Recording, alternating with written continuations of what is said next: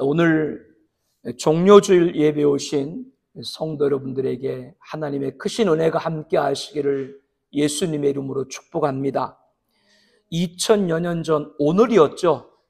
예수님께서는 지금의 교회력으로 고난주간의 시작인 종료주일 예루살렘에 입성하기 전에 벳바게에서 두 제자를 보내셨습니다. 너희는 맞은편 마을로 가라.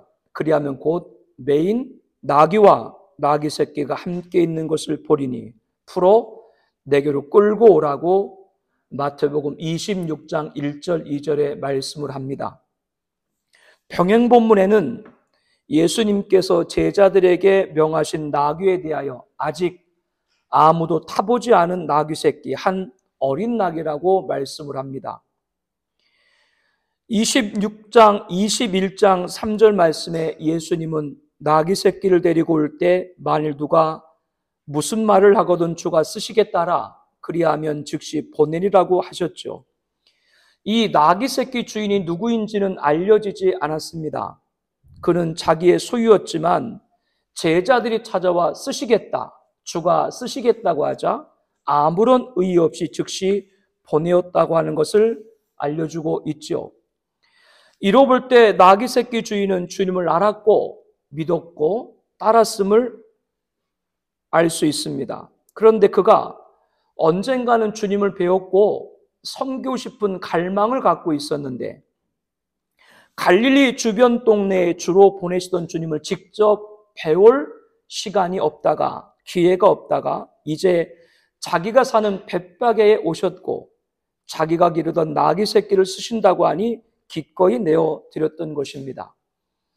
주님을 섬기고 싶은 갈망은 주님이 어떤 분인가를 알 때 드려지게 되는 것이죠. 주님은 어떤 분이십니까? 주님은 오늘 본문에 나귀 새끼를 타셨다라고 했습니다. 나귀 새끼를 타신 이유에 대해서 4절에 말씀을 하죠. 이는 선지자를 통하여 하신 말씀을 이루려 하심이라. 일러스되 시온 딸에게 이르기를 내 왕이 내게 임하나니 그는 겸손하여 나귀 곧 멍에 매는 짐승의 새끼를 탔도다. 이 말씀은 구약 스가랴 9장 9절 말씀을 인용한 겁니다. 인류의 구원자로 오신 그리스도 왕께서는 나귀 새끼를 타고 오신다라고 예언을 한 겁니다. 세상의 황제들의 근엄하게 화려하게 위용 있게 오는 것과 달리 예수님은 인류의 왕이시지만 나귀 새끼를 타고 오신 것이죠. 이는 우리에게 두 가지를 알려주고 있습니다. 2000년 전 이 땅에 오신 예수님이 다른 세상 황제같이 오셨다면 그분은 우리 왕이 될 수 없습니다. 그러면 왜 나귀 새끼를 타고 오셨는가? 2000년 전 예수님은 우리 죄를 대속하기 위해 십자가에 죽으시는 구원자요 고난자이기 때문입니다. 그러므로 예루살렘에 입성하시는데도 우리에게 구원을 주시기 위해 고난을 받으셔야 했기에 겸손하여 나귀 새끼를 타고 오신 것이죠. 겸손의 왕입니다. 어떤 왕이라고요? 겸손의 왕입니다. 이제 예루살렘에 입성하시면 5일이 지나 십자가에 달리실 것을 아신 분이죠. 그 죽음을 향해 묵묵히 길을 가고 계신 겁니다. 그렇기 때문에 겸손의 왕인 거죠. 그는 외치지 아니하며 목소리를 높이지 아니하며 그 소리를 거리에 들리게 하지 아니하며 이사야 42장 2절 말씀입니다. 아무도 모르지만 하나님 아버지께 주신 길을 묵묵히 걸어갔던 예수님이신 겁니다. 예수님은 예전에 제자들에게 천국에서 큰 자가 누구인가를 알려주시면서 이방인의 집권자들이 그들을 임의로 주관하고 그 고관들이 그들에게 권세를 부린 줄 너희가 알거니와. 이 말씀은 세상에서 통치자들은 백성을 강제로 지배하고 높은 사람들은 백성을 권력으로 내리누른다라고 하는 겁니다. 그런데 예수님께서는 제자들에게 왜 너희들이 그런 세상 왕, 권력자들과 같이 영의정의하고 좌의정이 되려 하느냐, 그렇게 백성들을 강포하려 하느냐, 이렇게 책망을 하셨었습니다. 너희는 그렇지 않아야 된다라고 하시면서 마태복음 20장 60절에 26절에 이렇게 말씀을 하시죠. 너희 중에 누구든지 크고자 하는 자는 너희를 섬기는 자가 되고 너희 중에 누구든지 으뜸이 되고자 하는 자는 너희의 종이 되어야 하리라. 너희가 천국에서 큰 자가 되려면, 으뜸 가는 자가 되려면 어느 정도 섬기는 자가 되어야 되는가? 종으로까지 낮아지라고 말씀을 합니다. 이것이 천국에서 큰 자가 되기를 바라는 우리를 향한 하나님의 마음이라고 하는 것이죠. 예수님에 대해서 스가랴 9장 9절에 크게 기뻐할지어다 즐거이 부를지어다 보라 내 왕이 내게 임하시나니 그는 공의로우시며 구원을 베푸시며 겸손하여서 나귀를 타시고 나귀 작은 것 곧 나귀 새끼니라. 그 나귀 새끼를 타고 오신 예수님, 나귀가 어떤 일을 하는 거 여러분 잘 아시죠? 태어나서 죽을 때까지 주인의 일만 하는 것이죠. 그와 같이 예수님은 마태복음 20장 28절에 뭐라고 말씀을 하셨어요? 인자가 온 것은 섬김을 받으려 함이 아니라 도리어 섬기려 하고 자기 목숨을 많은 사람의 대속물로 주려 합니다. 우리도 그와 같이 섬기는 자가 되어야 된다. 그 자가 바로 천국에서 큰 자다. 이런 가르치신 것이죠. 북한의 김정은도 그렇고 세상의 왕들은 백마를 타는 것을 즐겨합니다. 심지어는 엘리야 복음 선교원에 지금은 10개 석국 총회로 이름을 바꾼 박명호나 신천지 예수교 증거장막 선전 이만이나 이단 사이비 교주들도 백마를 탄 장면을 보여주면서 사람들을 현혹하죠. 그렇게 하는 이유는 계시록 19장 11절에 내가 하늘이 열린 것을 보니 보라 백마와 그것을 탄 자가 있으니 그 이름은 충신과 진실이라 그가 공의로 심판하여 싸우더라. 장차 재림하실 예수님께서는 하늘에서 오실 때 무엇을 타고 내려오세요? 백마를 타고 오십니다. 세상의 황제들은 누구를 흉내내는 거예요? 재림 예수님을 흉내내는 것이죠. 백마는 평화를 상징합니다. 지난 역사에도 오늘 역사에도 장차 역사에도 세상의 군왕들이 백마를 타던 어떤 말을 타던 그들에 의해 가지고 세상에 평화가 올 수 없습니다. 세상의 평화는 다시 오실 예수님이신 줄로 믿습니다. 예수님은 2000년 전 구원자와 고난자로 오셨기에 겸손함으로 나귀 새끼를 타셨지만 나귀 새끼 자체가 무엇을 의미한다고요? 겸손한 왕. 그러나 예수님이 재림하실 때는 승리자와 심판자, 만왕의 왕으로 오시기 때문에 그때는 뭐를 타고 오세요? 백마를 타고 오시는 것이죠. 그날 예수님이 다시 오실 날, 그날이 이르기 전까지 지금도 예수님이 달리신 십자가의 대속의 은혜가 계속되는 줄로 압니다. 그 은혜 안에서 우리와 우리가 사랑하는 중반이들이 함께하기를 축복합니다. 그러므로 주님 오시는 그날까지 겸손한 아버지 하나님의 뜻, 겸손히 아버지 하나님의 뜻을 따른 예수님같이 겸손하게 하나님의 뜻을 따라야 될 줄로 믿습니다. 주님은 어떤 분이시라고요? 나귀 새끼를 타시고 예루살렘에 입성하신 겸손의 왕입니다. 하늘의 영광을 버린 겸손입니다. 그렇다면 우리도 나귀 새끼 주인과 같이 주가 쓰시겠다고 할 때 어떻게 해야 돼요? 기꺼이 내어드리는 섬김이 있어야 하겠습니다. 병행 본문에 보게 되면 만일 누가 너희에게 어찌하여 푸느냐, 나귀 새끼를 어찌하여 푸느냐 그렇게 주인이 묻거든 예수님께서 뭐라고 말씀하셨냐면 주가 쓰시겠다고 하라. 이 말은 제자들은 나귀 새끼 주인에게 한마디 말도 없이 예수님 말씀만 듣고 나귀 새끼를 데리고 왔다라고 하는 것이죠. 그런데도 그 나귀 새끼 주인은 누가 쓰시겠다고 하니까 주가 쓰시겠다고 하니까 아무런 반대도 하지 않았다라고 하는 겁니다. 왜 그랬을까요? 베드로전서 5장 6절에 하나님의 능하신 손 아래에서 겸손하라. 때가 되면 너희를 높이시리라. 아멘. 하나님은 아들로서 아버지 하나님의 뜻을 겸손하게 십자가에 이르신 예수님을 하나님이 정하신 때 종말에 백마를 타고 승리자, 심판자, 만왕의 왕으로 임하게 할 줄로 압니다. 그와 같이 우리도 겸손하게 하나님의 뜻을 행하게 되면 하나님 정한 때에 반드시 높이실 줄로 압니다. 겸손은 이렇게 주님이 원하실 때 드리는 것이죠. 6절에 보니까 제자들이 가서 예수께서 명하신 대로 하여 나귀와 나귀 새끼를 끌고 와서 자기들의 겉옷을 그 위에 얹으매 예수께서 그 위에 타시니 무리의 대다수는 그들의 겉옷을 길에 펴고 다른 이들은 나뭇가지를 베어 길에 펴고 앞에서 가고 뒤에서 따른 무리가 소리 높여 이르되 호산나 다윗의 자손이여 찬송하려다 주의 이름으로 오시느니여 가장 높은 곳에서 호산나 하더라. 예수께서 예루살렘에 들어가시니 온 성이 소동하여 이르되 이는 누구냐 하거늘 무리가 이르되 갈릴리 나사렛 나온 선지자 예수라 하니라.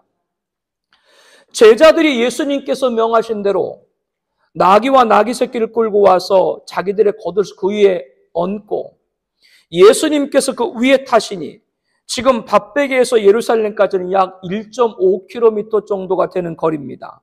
주님을 맞으러 무리들이 와서 자기들의 겉옷을 겨루서에 펴고 다른 이들은 나뭇가지를 베어서 길에 펴놓았죠.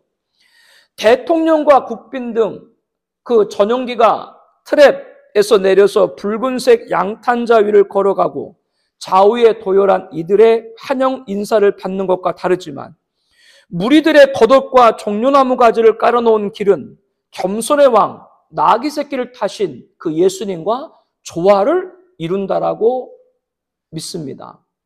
제가 왜 검소하게 살아요? 제가 검소하게 안 보여요? 제가 왜 검소하게 살아요? 여러분이 검소하니까 제가 검소해야 되지. 성도님이 검소하는데 목사가 사치를 부려? 예수님은 끝까지 겸손이세요. 제자들도 무리들도 그걸 알기 때문에 세상 황제들의 왕이 행렬할 때까지는 붉은색 양탄자가 아니었지만 자기들의 겉옷을 펴서 갈았던 것이죠. 예수님 앞에서 가고 뒤에서 따른 무리가 소리 높여 호산나 다윗의 자손이여 찬송하리로다. 주의 이름으로 오시는 이여 가장 높은 곳에서 호산나 주의 이름으로 오시는 이 곧 이스라엘의 왕이시여 소리치며 환영했습니다. 예수께서 이제 예루살렘에 들어가시니 온 성의 금세 소동해서 이는 누구냐? 여기저기서 묻는 자가 등장했고 무리가 갈릴리 나사렛에서 나온 선지자 예수라고 답을 합니다. 나사렛이란 말이 어떤 뜻인가 여러분들 잘 알고 있죠. 예수님께서 자라신 동네가 나사렛입니다. 이것은 이사야 11장 1절 말씀을 인용한 겁니다. 이새의 줄기에서 한 싹이 나며 그 뿌리에서 한 가지가 나서 결실할 것이요. 그런데 이 말씀에 나사렛이란 말이 없잖아요. 그러나 시브리어를 보게 되면 가지, 연하다, 순하다 그런 히브리어가 넷제르입니다. 이 넷제르와 넷제라트라고 하는 것은 한 어원인데 넷제라트는 나자렛에 거하는 사람이라고 하는 뜻이죠. 즉 나사렛 사람이라는 뜻입니다. 다윗의 할아버지가 누구예요? 이새, 그의 줄기, 즉 그의 후손에서 한 싹이 그 뿌리에서 한 가지가 나올 건데 그가 누구를 가리키는 겁니까? 다윗의 족보에서 오실 예수님을 가리키는 것이죠. 그래서 그 예수님께서 어디서 자랄 것이다? 나사렛 사람. 이렇게 성경은 예수님이 성장할 곳까지도 예언을 구약에 이미 하고 있습니다. 그래서 복음서에서 예수님을 호칭할 때 뭐라고 불러요? 나사렛 사람 예수요. 그리고 본문에는 뭐라고 불러요? 나사렛에서 나온 선지자 예수다. 예수님의 자라신 동네 나사렛 뜻이 싹, 순, 가지, 연약하고 보잘것이 없다고 하는 의미입니다. 나사렛은 당시에도 빈촌이었고 이방인 땅과 가까운 그런 작은 말이었기 때문에 유대인들은 나사렛을 이방 땅과 같이 여겼을 정도로 아주 그렇게 보잘것없는 동네였습니다. 그래서 나사렛에서 무슨 선한 것이 날 수 있겠느냐? 저기에서는 훌륭한 사람이 나올 수 없다. 그런 의미로 나사렛을 부르기도 했죠. 이렇게 예수님께서는 태어난 베들레헴도 가장 작은 마을, 베들레헴이란 말이 가장 작은 마을, 구약에 보면 그렇게 예언되어 있거든요.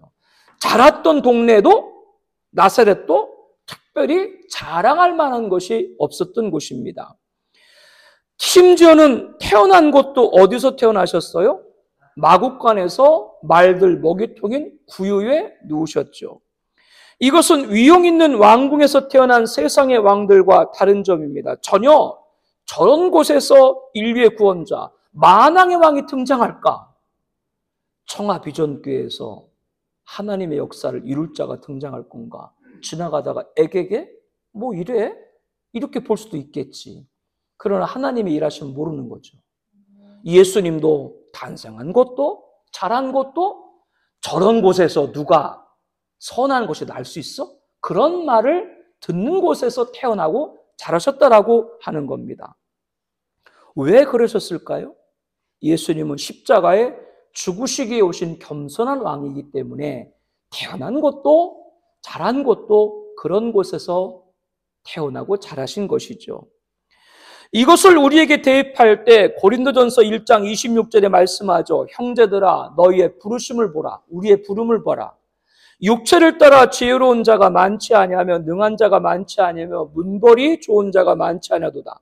그러나 하나님께서 세상에 미련한 것들을 택하사 지혜 있는 자들을 부끄럽게 하려 하시고 세상에 약한 것들을 택하사 강한 것들을 부끄럽게 하려 하시며 하나님께 세상에 천한 것들과 멸시받는 것들과 없는 것들을 택하사 있는 것들을 폐하려 하시나니 이는 아무 육체도 하나님 앞에서 자랑하지 못하게 하려 하십니다. 여러분에게 어떤 열등의식이 있나요? 출신, 학벌, 외모, 이력, 능력 내세울 게 없나요? 자존감이 약하신가요? 피해의식에 사로잡혀 있나요? 열등의식을 가질 필요도 자존감이 약해질 필요도 피해의식에 사로잡힐 필요도 없습니다. 내세울 게 없더라도 저와 여러분은 하나님의 사랑을 받고 있음을 확신하기를 바랍니다. 하나님께서 예수님에게 세례 받으실 때 이렇게 말했죠. 이는 내 사랑하는 아들이다. 내가 너를 기뻐한다.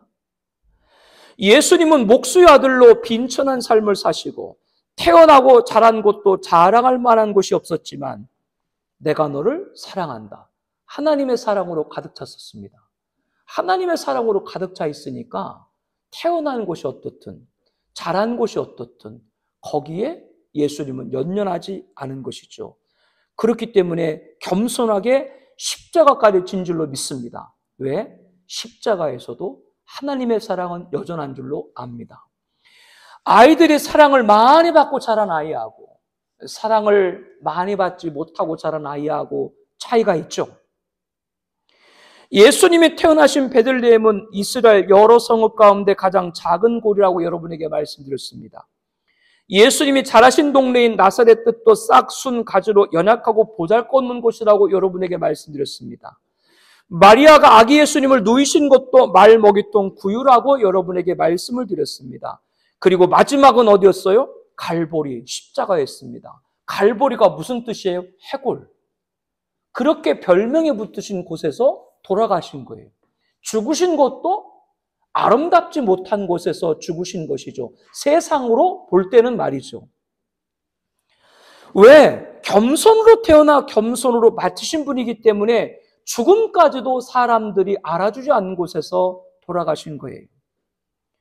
골로새 3장 12절에 너희는 하나님이 택하사 거룩하고 사랑받는 자처럼 겸손의 옷을 입어라. 사랑받은 자처럼 무슨 옷을 입어라? 겸손의 옷을 입어라. 겸손함으로 아버지 하나님 사랑을 받는 아들 예수님처럼 겸손한 자가 되어서 하나님 사랑에 가득하기를 축복합니다. 하나님의 사랑이 충만한 사람은 십자가 길이라도 당당한 거예요. 십자가 위에서도 하나님의 사랑이 가득하기 때문이죠. 성도 여러분, 어디에서도 겸손하게 주시는, 겸손한 자에게 주시는 하나님의 사랑이 가득한 확신하는 여러분 되기를 축복합니다. 겸손은 사랑을 얻는 거예요.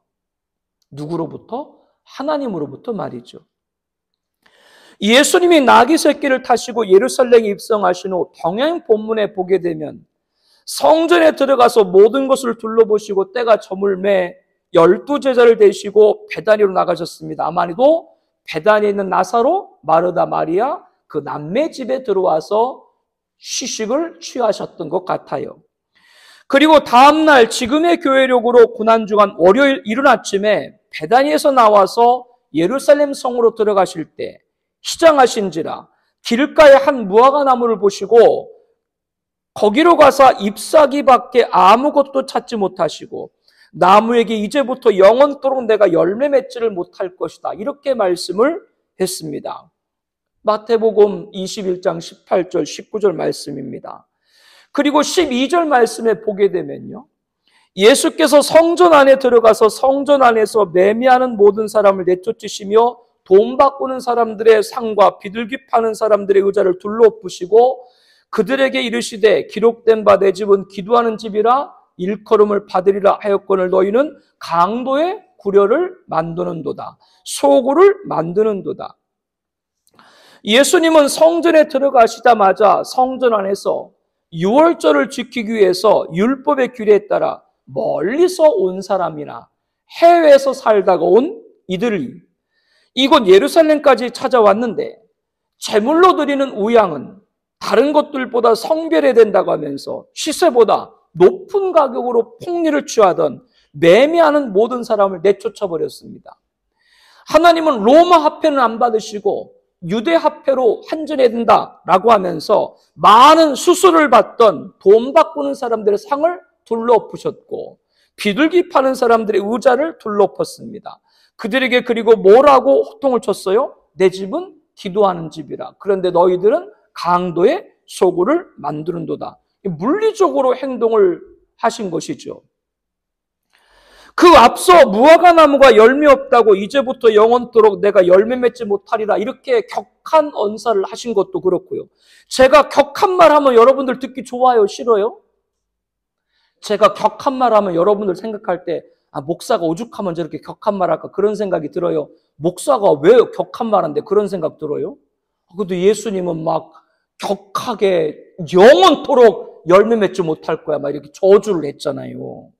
그리고 매매하는 자들과 환정상들의 상을 뒤엎었잖아요. 앞서는 예수님이 어떤 분이셨다고 그랬어요? 나귀 새끼를 타신 겸손의 왕이었는데 하루 만에 예수님이 바뀌신 건가요? 더욱이 마가복음 11장 13절에 보게 되면 열매 맺지 못하는 무화과 나무를 저주하실 때 무화과 열매가 아직 맺을 때가 아니었다, 이렇게 기록을 하고 있습니다. 무화과 나무는 이스라엘을 상징합니다. 무화과 나무의 잎사귀만 무성한 같이 이스라엘은 유월절을 지키기 위해 성전을 찾은 신앙의 모양은 있었지만 무화과 나무의 열매가 없는 같이 이스라엘은 성전을 장사 속으로 삼는 신앙의 열매가 없었던 것이죠. 신앙의 모는 있으나 모양은 있으나 신앙의 모는 없었다고요? 열매는 없었다. 무성한 잎만 있던 무화과 나무처럼 말이죠. 하나님께서 기도의 집으로 명한 성전을 사리사욕에 꽉 차서 강도의 소굴이 되게 했습니다. 주님은 열매 없는 무화과 나무를 저주한 것처럼 매매하는 자들과 돈 바꾸는 자들을 몰아내신 것이죠. 주님은 성전에 잊지 말아야 될 것을 쫓아내버리신 분입니다. 나귀 새끼를 타신 예수님의 겸손이 폭력으로 변한 것이 아니라 사람들이 성전을 더럽힌 것, 그것을 예수님께서는 물리친 겁니다. 성전은 하나님의 임재가 있는 곳입니다. 성전을 더럽히는 건 누구한테 겸손하지 못한 거예요? 하나님께 겸손하지 못하고 불순한 것이죠. 고린도전서 3장 16절에 너희가 하나님의 성전이다. 오늘날 성전은 누구예요? 성도입니다. 그래서 고린도전서 3장 17절에 말합니다. 누구든지 하나님의 성전을 더럽히면 하나님이 그 사람을 멸하시리라. 하나님의 성전은 거룩하니 너희도 그러하니라. 성전인 성도를 더럽히면 안 됩니다. 본문에서 성전에서 매매하고 돈 바꾸는 자들은 성전을 수단으로 여겼어요. 교회를 수단으로 여기는 거죠. 성도를 수단으로 여기는 것이죠. 자기 목적을 위해서 오늘날 성전인 성도를 수단으로 삼으려 해서는 안 된다고 하는 가르침입니다. 성도에게 불손은 주님께서 성도를 불손하게 하는 자를 멸하시리라, 이렇게까지 엄중하게 말씀을 합니다. 하나님께 겸손한 성도는 성도들에게도 겸손한 줄로 압니다.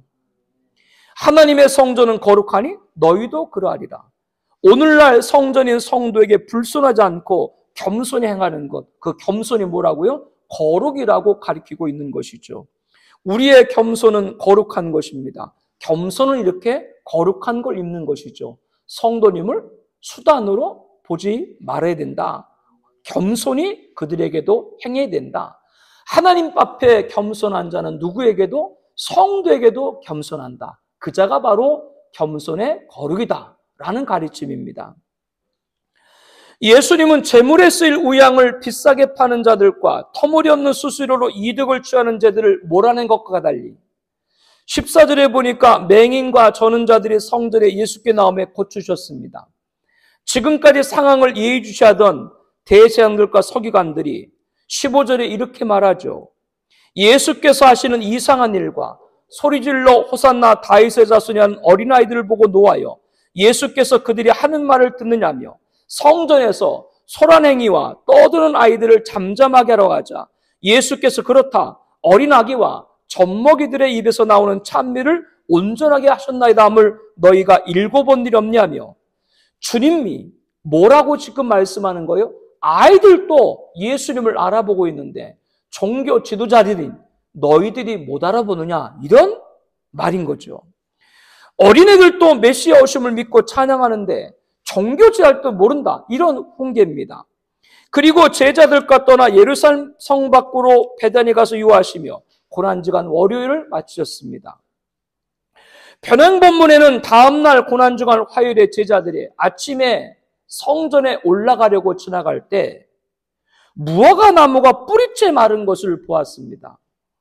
베드로가 생각이 나서 예수께 라삐어 보소서 저주하신 무화과 나무가 말랐나이다. 어제 월요일 아침에 열매 없는 무화과 나무를 향해서 예수님이 뭐라고 그랬어요? 이제부터 영원토록 내가 열매 맺지 못하리라 하신 그대로 무화과 나무가 다음날 화요일날 다 말라버린 것이죠. 그런데 베드로와 다른 제자들이 보고 이상히 여겨 이르되 무화과 나무가 어찌하여 말랐나이까 이렇게 여쭙고 있는 겁니다. 답은 당연하죠. 주님이 그렇게 명했으니까 명하신 대로 무화과 나무가 뿌리째 마른 것이죠.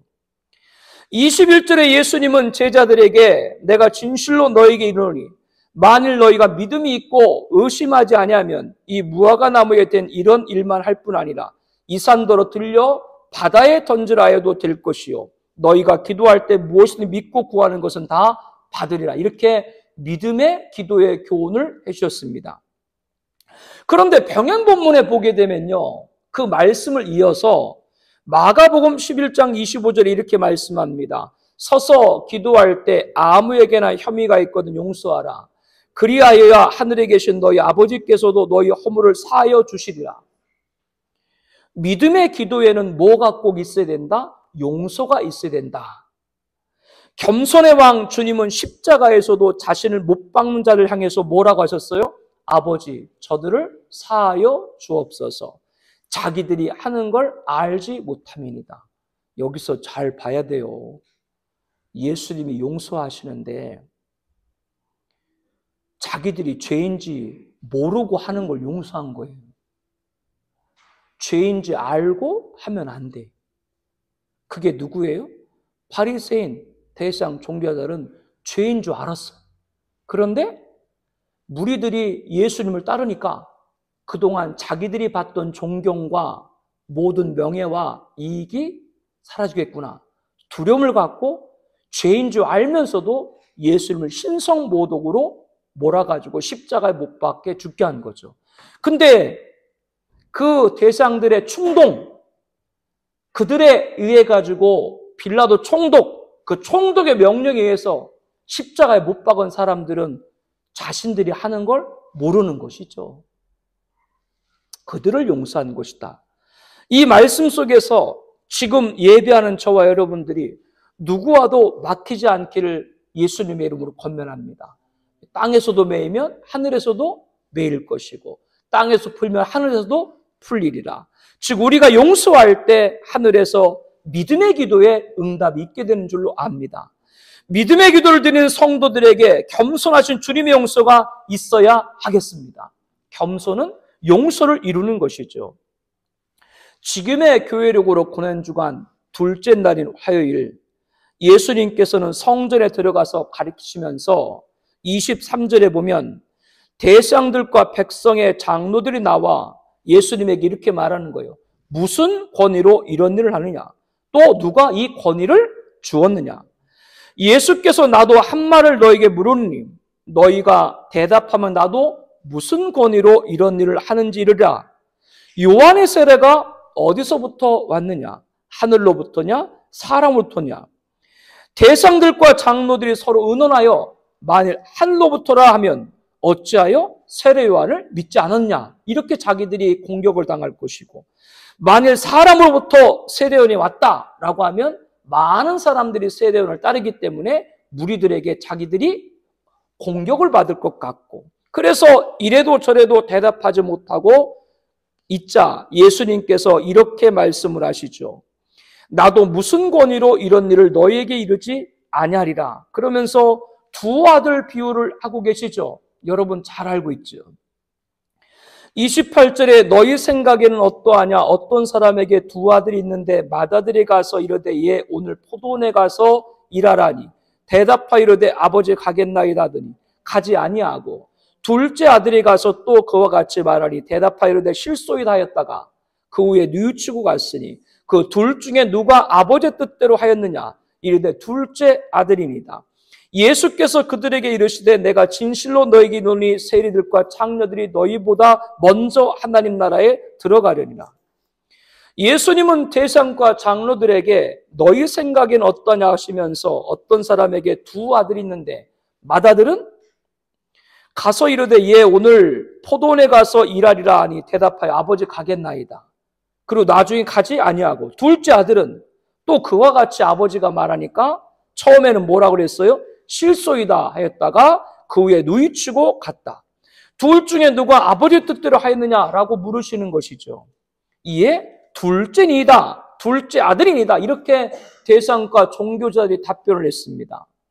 그러자 예수님께서 31절에 뭐라고 그러세요? 그들에게 내가 진실로 너에게 이르노니 세리들과 창녀들이 너희보다 먼저 하나님 나라에 들어가리라. 세리와 창녀들을 비교해서 대제사장과 종교 지도에 관해서 예수님께서 여러 번 말씀을 많이 하셨죠. 예수님께서는 이 세상에 오셔서 겸손하게 오신 왕이기 때문에 누구든지 주님에게 오는 자를 막지 않았습니다. 누구도, 세리도, 죄인도, 창녀도 주님에게 오고자 할 때는 주님은 마다하지 않으셨어요. 왜? 주님을 찾는다는 자체가 겸손인 줄로 믿습니다. 가끔 보면 예수 믿으세요. 나 같은 죄인이 어떻게 교회 다니나요? 또 교회에서 이런저런 직분들을 권유하면 저는 아직 부족합니다 라고 말해요. 부족해서 안 하는 거예요? 하고 싶지 않아서 안 하는 거예요? 어떤 거예요? 둘 다야? 어떻게 보면 그것은 겸손 아닌 겸손일 수가 있습니다. 그러나 대상들과 장로들, 종교자들은 머리를 뻣뻣이 쳐들고 옆에 있는 세리와 죄인들 보란듯이 우리는 저들과 같지 않고 일주일에 2번씩 11조하고 이렇게 자기들 자랑을 고개를 뻣뻣이 쳐들고 있죠. 그러나 세리와 죄인들은 하늘을 쳐다보지도 못하고 가슴을 치면서 하나님 불쌍히 여기소서. 이게 겸손이거든요. 주님이 뭐라고 하시는 거예요? 그들이 너희들보다 먼저 어디에? 하나님 나라에 들어갔을 것이다. 이렇게 말씀을 하는 것이죠. 그래서 누가복음 18장 14절에 무릇 자기를 높이는 자는 낮아지고 자기를 낮추는 자는 높이리라. 겸손한 자는 높이는 받게 되는 줄로 압니다. 천국 가는 것만큼 높여받음을 받는 것이 어디 있겠어요? 본문에서도 두 아들 비유 이렇게 말씀을 하시죠. 내가 진실로 너에게 이르노니 세리들과 창녀들이 너희 대제사장과 종교들보다 먼저 하나님 나라에 들어갔다. 그러면서 32절에 말합니다. 세례 요한에 의해 도로 너에게 왔거늘 너희는 그를 믿지 아니하였으되 세리와 창녀는 믿었으며 너희는 이것을 보고도 끝내 뉘우쳐 믿지 아니하였도다. 하나님은 겸손한 자에게 긍휼을 베푸신 줄로 믿습니다. 성도 여러분, 마음에 답답한 것이 있나요? 하나님 나라에 들어갈 자로서 하나님 앞에 나가는데 겸손하지 않는 것이 있다면 끝까지 뉘우쳐 믿지 않냐 하는 것을 버려버리고 하나님의 긍휼을 입는 여러분 되시길 바랍니다. 내 힘으로 안 돼요. 하나님의 긍휼을 입어야 되죠. 예수님께서 이 세대를 가리켜서 뭐라고 비유하셨죠? 마태복음 11장 16절에 보니까 이 세대를 무엇으로 비유할까 비유하되 아이들이 장터에 앉아 제 동물을 불러 이르되 너희를 향하여 피리를 불어도 너희가 춤추지 않고 우리가 로 너희가 가슴을 치지 아니하였도다 함과 같도다.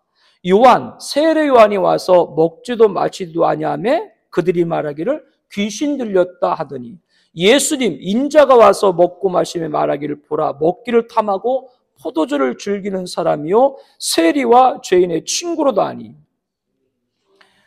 이 세대에 관해서 예수님 말씀할 때 세례 요한이 왔을 때는 금욕 먹지 않으니까 귀신 들렸다 그러고 예수님이 오셔서는 세리든 죄인이든 창녀가 됐든 마다하지 않고 그들과 함께 잡수시기도 하시니자 뭐라고 했어요? 먹기를 탐하는 자다라고 그렇게 또 공격을 하고 이래도 안 믿고 저래도 안 믿는 것이죠. 그 이전 목사가 어떻게 되는가? 뭐 어느 교회에서 그랬다며요. 사모님이 옷을 이쁘게 입고 오니까 여기가 무슨 뭐 패션쇼장인 줄 안다고 저렇게 사모가 입고 다닌다고. 그래서 사모님이 또 검소하게 입으셨나 봐. 그랬다며 또 아니 교회에서 주는 사례비가 얼마인데 사모가 옷을 저렇게밖에 못 입냐고. 그랬더니 목사님이 뭐라 그랬다고요? 다음 주에 벌거벗고 나오라 했다잖아. 그럼 어떡하라고요? 재작년에 유임식을 하고 성도님들께서 성지순례를 보내주셨습니다. 작년 딱 이맘때 1년 됐네요. 그런데 여러분들이 드려준 예물 중에서 제가 성지순례를 가는 거잖아요. 그 돈을 딱 모아놨는데 연락이 왔어요. 어느 분이 급하다고, 정말 급하다고, 제가 너무 힘들다고 얼마를 융통해 줬으면 좋겠다고. 그럼 내가 없다고 해야 돼? 있다고 해야 돼? 어떻게 해요? 그렇게 힘들다고 하시니까. 그래서 여러분이 모아준 성지순례 가라고 모아준 것 중에 일부 큰 돈이에요. 우리에겐 참 큰 돈이에요. 그래 그냥 드렸어요. 그리고 어떻게 해서 성지순례는 갔다 왔죠. 그리고 뭐 시간이 지나고 있다가 했는데 연락이 오셨어요. 지금 뭐 자녀 결혼식도 있고 여러 가지로 힘드시지 않냐고. 안 힘들다고. 아이들이 다 알아서 하기 때문에 괜찮다고. 그랬더니 그때 그 돈을 보내오신 거죠. 그 돈은 제가 받은 것이고 거기에서 보낸 거기 때문에 뭐 그것을 가지고 제가 써도 잘못된 건 없죠. 그런데 아내가 갑자기 그러대요. 그거 예배당 헌금에 다 넣었으면 좋겠다고. 제가 지금 돈 쓸 일이 많잖아요. 근데 아내가 그러는데 제가 뭐라 그래? 그렇게 하라 그랬지. 여러분이 보기엔 내가 먹지도 마시도 않는 귀신 들린 사람처럼 보여요? 아니 먹고 마시는 탐하는 사람처럼 보여요? 겸손한 자는 드리는 겁니다. 드리면 그 자리에 하나님의 사랑이 임합니다. 그 하나님의 사랑이 임하고 그 겸손의 거룩함을 잊게 되고 그 겸손의 용서를 이루고 그 겸손의 긍휼을 얻게 되는 줄로 믿습니다. 하나님의 인도를 보고 엎드리시면 돼요. 왜? 우리 주님이 겸손의 왕이셨으니까. 이 은혜가 오늘 종료주일 저와 여러분들의 함께 하시기를 예수님의 이름으로 축복합니다. 우리 기도 제목 나눌까요? 함께 보죠. 예수님은 2000년 전 구원자와 고난자로 하늘 영광을 버리시고 십자가를 지셨기에 나귀 새끼를 타신 겸손하신 왕입니다. 우리도 나귀 새끼 주인같이 주가 쓰시겠다고 하실 때 겸손으로 내어드릴 수 있게 하옵소서. 재림주는 승리자와 심판 만왕의 왕으로 백말 타고 오십니다. 우리도 하나님 정하신 때 높여 주시옵소서. 예수님 태어나고 자란 곳도 자랑할 만한 곳이 없었지만 하나님의 사랑으로 가득했습니다. 그러므로 겸손하게 십자가까지 지신 것입니다. 아버지 하나님의 사랑을 받은 아들 예수처럼 겸손한 자가 되게 하옵소서. 충만한 하나님의 사랑으로 십자가 일에서도 담당하게 하옵소서. 날마다 겸손한 자에게 주시는 하나님의 사랑이 가득하게 하옵소서. 예수님은 성전을 강도의 소굴로 만드는 장사꾼과 환정상들을 몰아냈습니다. 하나님의 임재 상징인 성전을 더럽히는 것은 하나님께 겸손하지 못한 겁니다. 오늘날 성전인 성도를 수단으로 삼으려는 것을 물리쳐 주옵소서. 거룩한 하나님께 겸손하게 하옵소서. 거룩한 하나님의 성전인 성도에게 겸손행하는 겸손의 거룩으로 대하게 하옵소서. 예수님은 믿음의 기도를 교훈하시며 용서를 구해하며 하나님도 너희 허물을 사하시라고 하셨습니다. 주님은 십자가에서 자신을 못 박은 자들의 용서에 간구함으로 본을 보이셨습니다. 다른 사람과 맡기지 않고 풀고 기도하여 하늘의 응답을 이 마음을 받게 하옵소서. 우리 중보에 겸손하신 주님의 용서가 있게 하옵소서. 예수님은 두 아들 비유로 둘째같이 잘못을 뉘우친 겸손한 자에게 하나님께서 긍휼을 베푸신다고 하였습니다. 하나님 나라에 들어가는데 겸손하지 않는 것을 버려버리고 하나님의 긍휼을 있는 자가 되게 하옵소서. 우리 함께 통성으로 기도하겠습니다.